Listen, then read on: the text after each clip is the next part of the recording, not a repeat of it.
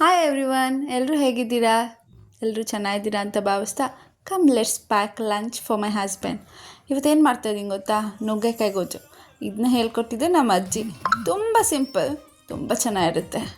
10 ಮಿನಿಟ್ಸಲ್ಲಿ ತಟ್ ಅಂತ ಮಾಡ್ಬೋದು. ಒಂದು ಬಾಣಲಿಗೆ ಸ್ವಲ್ಪ ಆಯಿಲ್ ಹಾಕ್ಕೊಳ್ಳಿ, 1 ಸ್ಪೂನ್ ಸಾಸಿವೆ ಹಾಕ್ಕೊಳ್ಳಿ,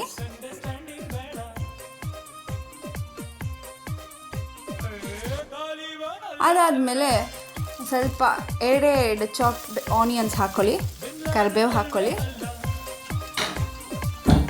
ಚೆನ್ನಾಗಿ ಫ್ರೈ ಮಾಡ್ಕೊಳ್ಳಿ.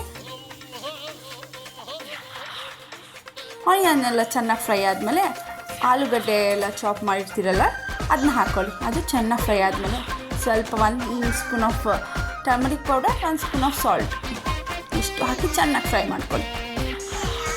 ನುಗ್ಗೆಕಾಯಿ ವಾಶ್ ಮಾಡ್ಕೊಂಡು ಇಟ್ಕೊಂಡಿರೋ ನುಗ್ಗೆಕಾಯಿ ಹಾಕ್ಕೊಳ್ಳಿ, ಅದನ್ನ ಚೆನ್ನಾಗಿ ಫ್ರೈ ಮಾಡಿ.